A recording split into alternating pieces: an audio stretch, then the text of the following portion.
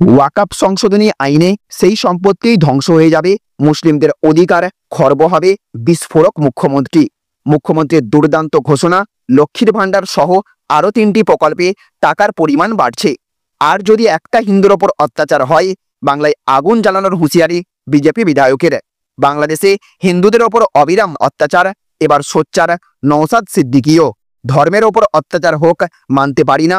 বাংলাদেশ নিয়ে এবার সরাসরি বিধানসভায় দাঁড়িয়ে রাজ্যের অবস্থান স্পষ্ট করলেন মমতা। আজমির দরগায় শিব মন্দির ছিল, হিন্দুদের আর্জি গ্রহণ করল রাজস্থানের আদালত। এই মুহূর্তে গোটা রাজ্য জুড়ে রয়েছে আরও একের পর এক বিরাট চাঞ্চল্যকর খবর। সঙ্গে সঙ্গে আজ ফের প্রধানমন্ত্রী নরেন্দ্র মোদী এবং একই সাথে মুখ্যমন্ত্রী মমতা বন্দ্যোপাধ্যায়ের তরফ থেকে গোটা দেশবাসী এবং রাজ্যবাসীর জন্য নতুন করে ঘোষণা করা হলো 30টি বিরাট বড়সড় আপডেট, যা কিনা প্রত্যেক নাগরিকের ওপর ব্যাপকভাবে প্রভাব পড়তে চলেছে। প্রত্যেকটি খবরের দিকে বিস্তারিতভাবে নজর রাখবো। প্রথমেই দেখে নেব আজকের গুরুত্বপূর্ণ আরও বেশ কয়েকটি শিরোনাম, হেডলাইন্সগুলি। আর তার আগে আপনি কোন জায়গা থেকে এই ভিডিওটি দেখছেন অবশ্যই কমেন্ট বক্সে লিখে জানিয়ে দেবেন। তো দেখুন, আজকের হেডলাইন্সগুলিতে বলা হচ্ছে, বধূ নির্যাতনের মামলায় অযথা স্বামীর দূর সম্পর্কের আত্মীয়দের জড়াবেন না, কড়া বার্তা সুপ্রিম কোর্টের। পশ্চিমবঙ্গের হিন্দুদেরও বাংলাদেশের মতো অবস্থা হবে, মমতার দিকে আঙুল তুলে আশঙ্কা প্রকাশ অগ্নিমিত্রার। রাজনীতিতে কাউকে ভয় করি না, শোকজের পরও নিজের বক্তব্যে অনড় হুমায়ুন কবির। 1.33 কোটি টাকার ভুয়ো ওষুধ বাজেয়াপ্ত, মানুষের প্রাণ নিয়ে যেন জুয়া খেলছে এই ফার্মা কোম্পানি। বড়দিনের আগে দুর্দান্ত খবর, বেতন বাড়ল রাজ্য সরকারি কর্মীদের। এক ধাক্কায় কত শতাংশ হারে বাড়ল বেতন, জানবো বিস্তারিত। বাংলাদেশে জোর করে বন্ধ করা হলো একের পর এক ইসকন সেন্টার, খোঁজ পাওয়া যাচ্ছে না ভক্তদের। সিআইডি অফিসের পথে ফের চক্রান্তের অভিযোগ অর্জুনের, আমাকে এবং শুভেন্দুকে মারার চেষ্টা হচ্ছে। আজমির দরগায় শিব মন্দির ছিল, হিন্দুদের আর্জি গ্রহণ করল রাজস্থানের আদালত। বিদ্যুৎ সস্তা বাংলায়, বিধানসভায় তথ্য দিয়ে বিজেপি শাসিত রাজ্যগুলোকে তুলে ধরা মন্ত্রীর। ভারতে আসবি না, চিকিৎসা করাতে লাহোর করাচিতে যা, ইউনুসকে ধুয়ে দিলেন শুভেন্দু অধিকারী। ওয়াকফ সংশোধনী আইনে সেই সম্পত্তি ধ্বংস হয়ে যাবে, মুসলিমদের অধিকার খর্ব হবে, বিস্ফোরক মুখ্যমন্ত্রী। পরীক্ষা হলে লাইভ স্ট্রিমিং, মাথায় হাত জুনিয়র চিকিৎসকদের, আপত্তি উঠল রাজ্যের কড়াকড়িতে। ইউনুস আর ইউনুসের বোন মমতা দুটোই জামাত শিবির, তীব্র আক্রমণ শানালেন শুভেন্দু। ভারতের নিরাপত্তা বিঘ্নিত করলেই যোগ্য জবাব দেওয়া হবে, সংবিধান দিবসে সন্ত্রাসবাদীদের হুঁশিয়ারি মোদির। জেলে চিন্ময় কৃষ্ণ, মুক্ত আল কায়েদা জঙ্গিরা, বঙ্গ বিজেপির সুরেই বাংলাদেশকে বদলে বলল ট্রাম্প। ধর্মের ওপর অত্যাচার হোক, মানতে পারি না। বাংলাদেশ নিয়ে এবার সরাসরি বিধানসভায় দাঁড়িয়ে রাজ্যের অবস্থান স্পষ্ট করলেন মমতা। কখনো মেনে নিতে পারি না, বাংলাদেশের পরিস্থিতি নিয়ে মুখ খুললেন মমতা। ভারত বিরোধী কথা বলা বন্ধ করুন, এই নাবালক মন্ত্রী নিশানা শুভেন্দুর। ভিসা আমদানি রপ্তানির পারমিট বন্ধের হুঁশিয়ারি, বিতর্ক করবেন না, তৃণমূল মানব দেহ হলে অভিষেক তার কোনো অংশ, জানালেন দেবাংশু। হেবুয়েট বিজেপি বিধায়ক যোগ দেবেন তৃণমূলে, আহ্বান ফিরাদ হাকিমের। কে তিনি, চমকে যাবেন শুনে। মুখ্যমন্ত্রীর দুর্দান্ত ঘোষণা, লক্ষ্মীর ভাণ্ডার সহ আরও 3টি প্রকল্পে টাকার পরিমাণ বাড়াচ্ছে। কেন্দ্রীয় সরকার যা সিদ্ধান্ত নেবে তাতেই সমর্থন করবে তৃণমূল, জানালেন অভিষেক বন্দ্যোপাধ্যায়। সোমবারই জামিন পাচ্ছেন পার্থ চট্টোপাধ্যায়। ইডির ব্যর্থতাকে সামনে এনে তীব্র ভৎসনা সুপ্রিম কোর্টের। সেন্ট্রাল ব্যাংক থেকে ইউকো ব্যাংক, 4টি বড় ব্যাংক বিক্রি হতে চলেছে। আপনারও কি আছে অ্যাকাউন্ট? বাংলাদেশে হিন্দুদের ওপর অবিরাম অত্যাচার, এবার সোচ্চার নওশাদ সিদ্দিকীও। আর যদি একটা হিন্দুর ওপর অত্যাচার হয়, বাংলায় আগুন জ্বালানোর হুঁশিয়ারি বিজেপি বিধায়কের। আজই কি রাজ্য রাজনীতিতে ঘটবে বড় ঘটনা, চরম বিপাকে অর্জুন সিং। তো চলুন এবারে আমরা আজকের বাছাই করা বেশ কয়েকটি অতি গুরুত্বপূর্ণ খবর নিয়ে বিস্তারিতভাবে আলোচনা করে নেব। আর তার আগে আপনাদের কাছে করব একটা ছোট্ট রিকোয়েস্ট, আপনি যদি আমাদের চ্যানেলে নতুন হয়ে থাকেন তাহলে আমাদের চ্যানেলে সাবস্ক্রাইব করার সঙ্গে সঙ্গে পাশের বেল আইকনটিকে বাজিয়ে রাখবেন। আর আপনি যদি এই ভিডিওটি ফেসবুক থেকে দেখে থাকেন তাহলে অবশ্যই এই পেজটিকে ফলো করবেন এবং এই ভিডিওটিতে এক্ষুনি একটা লাইক করে দেবেন। জনস্বার্থে ভিডিওটিকে প্রচুর পরিমাণে শেয়ার করবেন। তো দেখুন, আজকের প্রথম খবর, আজমের দরগায় শিব মন্দির ছিল, হিন্দুদের আর্জি গ্রহণ করল রাজস্থানের আদালত। তো আজমির শরীফের দরগার ভিতরে শিব মন্দির রয়েছে। উত্তরপ্রদেশের সম্বালের জামা মসজিদ বিতর্কের পর অশান্তির পরপরই হিন্দু পক্ষের এই দাবির সপক্ষে আর্জি গ্রহণ করল আদালত।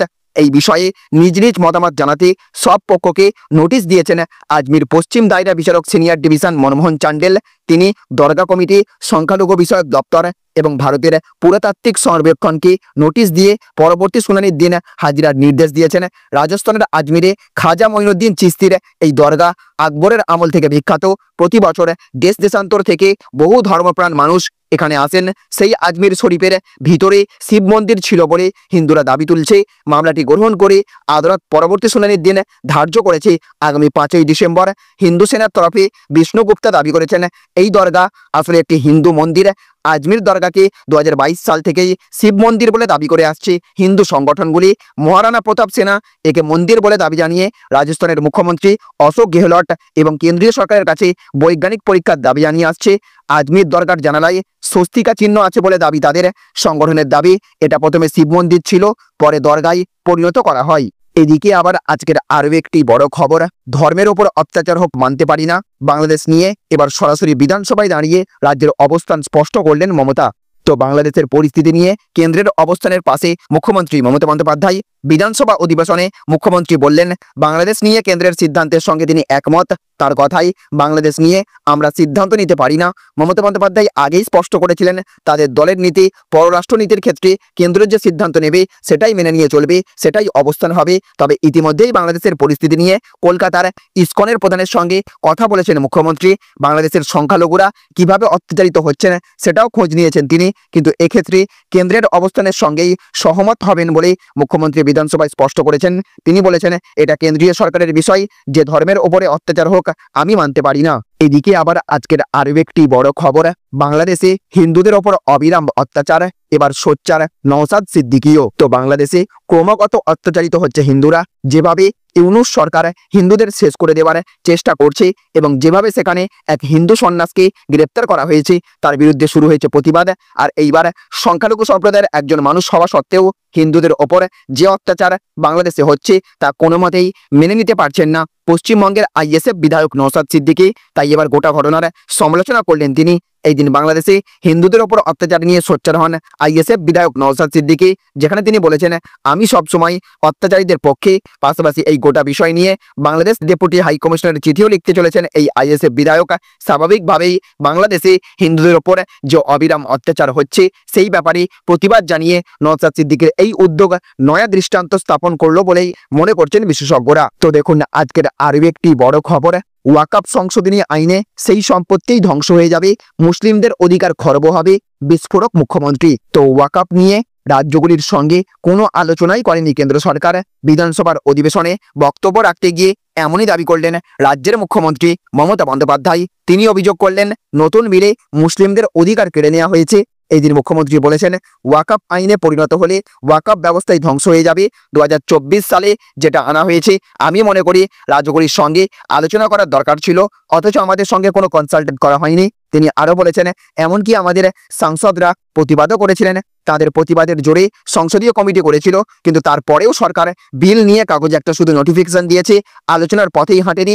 এই বিলটির মাধ্যমে 26 নম্বর ধারায় প্রদত্ত ধর্মীয় স্বাধীনতার অধিকার এবং 14 নম্বর ধারায় সাম্যের অধিকারকে লঙ্ঘিত করা হয়েছে। এই কারণে আমরা এই বিলটির কঠোর প্রতিবাদ করছি। এই বিল এইভাবে নিয়ে এসে রাজ্য বিধানসভাকেও অপমান করা হয়েছে। মুখ্যমন্ত্রীর কথায় কেন্দ্রীয় সরকারের এই বিল ফেডারেল স্ট্রাকচারের পরিপন্থী। ওয়াকফ প্রপার্টিতে শুধু মুসলিম সম্প্রদায় দান করে না, অন্য সম্প্রদায়ের মানুষও দান করেন, যাতে সেই সম্পত্তি সাধারণ মানুষের কাজে লাগে। এই নিয়ে তৃণমূল সরকার কোনো সমস্যা কখনো তৈরি করেনি বলে উল্লেখ করে মমতা আরও বলেছেন ওয়াকফ প্রপার্টিতে আমরা ইন্টারফেয়ার করি না। আমাদের সময় কোনো ওয়াকফ প্রপার্টি দখল করা হয়নি, যা হওয়ার তা আগেই হয়েছে, কিন্তু মুসলিমদের কোনো অধিকার কেড়ে নেওয়াকেই আমি সমর্থন করতে পারি না। এদিকে আবার আজকের আরও একটি বড় খবর, বাংলাদেশে জোর করে বন্ধ করা হলো একের পর এক ইসকন সেন্টার, খোঁজ পাওয়া যাচ্ছে না ভক্তদের। তো পদ্মপাড়ে অশান্তির আগুন যেন ক্রমেই ছড়িয়ে পড়ছে, লাগাতার চলছে হিন্দুদের ওপর আক্রমণ। একদিকে কঠোরপন্থীরা হামলা চালাচ্ছে, অন্যদিকে বেছে বেছে হিন্দুদেরই পুলিশ ধরছে বলে অভিযোগ। লাগাতার অত্যাচার জেরে দেওয়ালে পিঠ থেকে যাওয়া হিন্দুরা যখন ঢাকা থেকে চট্টগ্রাম লাগাতার মিছিল, মিটিং, বিক্ষোভ, ধর্ণা অবস্থান শুরু করেছিল, আর তাদের মুখ হয়ে উঠেছিলেন ইসকনের সন্ন্যাসী চিন্ময় কৃষ্ণ দাস। এই অবস্থায় হঠাৎই তাকে গ্রেপ্তারের পর বাংলাদেশের বিভিন্ন প্রান্তে শুরু হয়েছে অশান্তি, ভাঙচুর থেকে অগ্নিসংযোগ।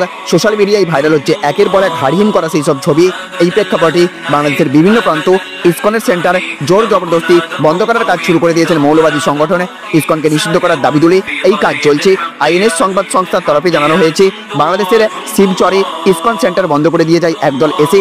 ইসকন কলকাতার ভাইস প্রেসিডেন্ট এবং মুখপাত্র রাধারমন দাস বলেছেন, বাংলাদেশের শিবচরের ইসকন নামহাট্টা সেন্টারটি মুসলিমরা এসে জোর করে বন্ধ করে দিয়ে যায়। এরপর সেখানে সেনারা যান, ইসকনের ভক্তদের সেখান থেকে একটি গাড়িতে করে নিয়ে যাওয়া হয়। একটি ভিডিও পোস্ট করেছেন রাধারমন দাস। সেই ভিডিওতে দেখা যায় ইসকন মন্দিরের একটি হোর্ডিং খুলে ফেলা হচ্ছে লোহার রড দিয়ে। তো দেখুন আজকের অন্তিম আপডেট, ইউনূস আর ইউনূসের বোন মমতা দুটোই জামাত শিবির তীব্র আক্রমণ সানালেন শুভেন্দু। তো বাংলাদেশে বর্বর অত্যাচারের শিকার হিন্দুরা বেছে বেছে তাদের টার্গেট করা হচ্ছে, কিন্তু পদ্মা পাড়ের নৃশংসতা নিয়ে গঙ্গা পাড়ে তেমন চোখে পড়ার মতো প্রতিবাদ কোথায়? যে মামেরা ইরাক থেকে ইসরায়েলের যুদ্ধের প্রতিবাদে পথে নামে, এখন তাদের মুখে টু শব্দ নেই কেন? প্রশ্ন তুলছেন অনেকে। বাংলাদেশে হিন্দু সন্ন্যাসীর গ্রেপ্তারির প্রতিবাদী অবশ্য পথে নেমেছে বিজেপি। শুধু তাই নয়, বাংলাদেশের ডেপুটি হাই কমিশনারের অফিসে গিয়ে চিন্ময় কৃষ্ণ দাস প্রভুর মুক্তির দাবি জানিয়ে এসেছে বিজেপির একটি প্রতিনিধি দল। মোহাম্মদ ইউনূস নেতৃত্বাধীন বাংলাদেশের অন্তর্বর্তী সরকারের উদ্দেশ্যে হুঁশিয়ারি দিয়ে রেখেছে। ভিসা আমদানি রপ্তানি বন্ধের হুঁশিয়ারি দিয়েছেন অভিষেক বন্দ্যোপাধ্যায়। এই আবহে এবার একযোগে নিশানা ছানিয়ে শুভেন্দু বললেন, ইউনূস আর ইউনূসের বোন মমতা দুটোই সমান, দুটোই জামাত শিবির। তালিবান ইউনূস আর তালিবান ইউনূসের বোন মমতা দুটোই জামাত শিবির। ইসকন সন্ন্যাসী চিন্ময় কৃষ্ণ দাসের গ্রেপ্তারি ঘিরে উত্তাল বাংলাদেশ। রংপুর, চট্টগ্রাম থেকে ঢাকা দিকে দিকে জ্বলছে আগুন, যার আঁচ এসে পড়ছে একের পর এক। এবার বাংলাতেও বাংলাদেশের হিন্দুদের ওপরে আক্রমণ নিয়ে কেন নীরব মমতা বন্দ্যোপাধ্যায়? প্রশ্ন তুলছে বিরোধীরা।